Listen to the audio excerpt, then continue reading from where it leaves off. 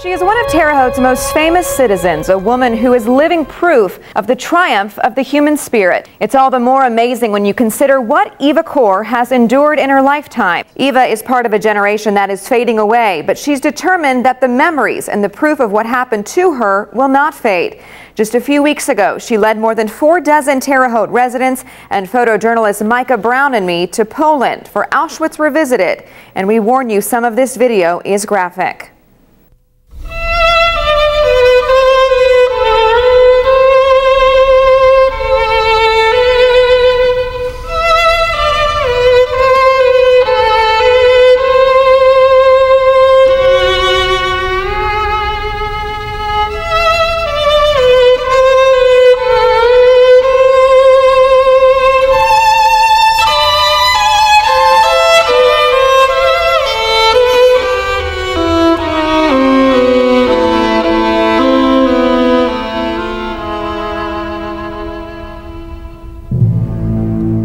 The human spirit triumphed, here and here, even here. It's a place where the Nazis coldly and efficiently killed more than 1 million of their fellow human beings. But Eva Kor talks about a kind of gritty hope as we retrace her steps in Auschwitz. In spite of what you see here, the human spirit could not be defeated. We beat the Nazis, we beat Hitler, and we survived. What kept us alive? That unbelievable human spirit that kept saying, don't give up, fight one more day, survive one more day, and go on. And this is a testament to what human beings can endure. Eva walks back in time to the moment 65 years ago when her life changed. On this particular trip, a group of 55 strangers joins her. Soon united, the group bonds through Eva's message and the responsibility to share it when Eva can't. Although this is Eva's 13th trip to Auschwitz, she's still learning about the events that happened upon her arrival. Although Romania and Eva's family was part of the Hungarian transport, when her family arrived in 1944, the Nazis were only interested in one thing: how many Jews they could kill per day. All the guest chambers were behind this camp, so very far from the first unloading platform. It took too much time. So in order to speed up extermination of the Hungarian Jewish people, the Nazis built this railway extension. And I just learned today that the inauguration of the selection platform was done by the Hungarian transport. Men, women, and children who didn't seem fit for work were taken directly to the gas chambers. The Nazis didn't care who they killed. All Jews were victims, but not all victims were Jewish.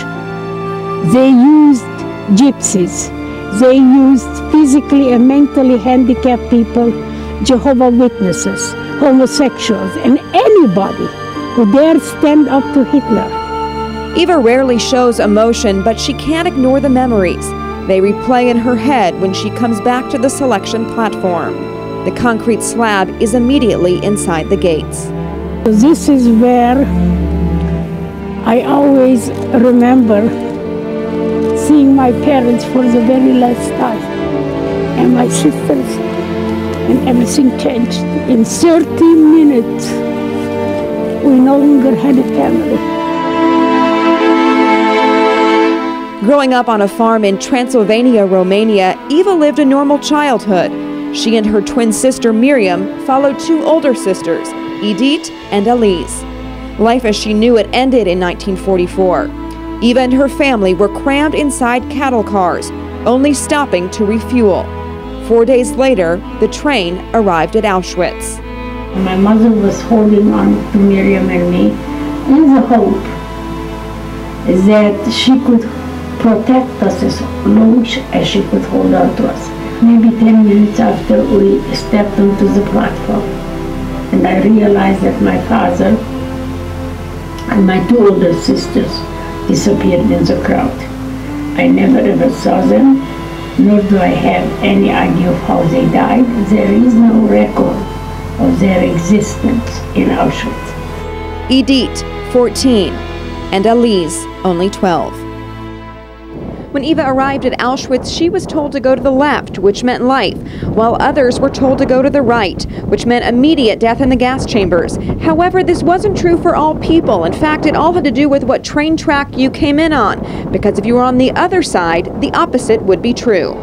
As Nazi SS guards divided the crowd on this very spot, Eva remembers hearing them yell for twins. Eva and her sister were wearing matching clothes, so a guard asked Eva's mother if her daughters were twins. My poor mother didn't know what to say. She asked if that was good, and the Nazi nodded yes, and my mother said yes. At that moment, another Nazi came, pulled my mother in one direction. We were pulled in the opposite direction. We were crying. She was crying. And I remember looking back and seeing her arms stretched out in despair. I never even got to say goodbye to her, because this was the last time we saw her. Not sure why she was spared, Eva was led towards a group. And then they collected the twins on that selection platform, and there were 13 sets of little girls between the ages of 2 and the ages of 16. And so I always say that this was the beginning of the end. Once we arrived here, there was no escape.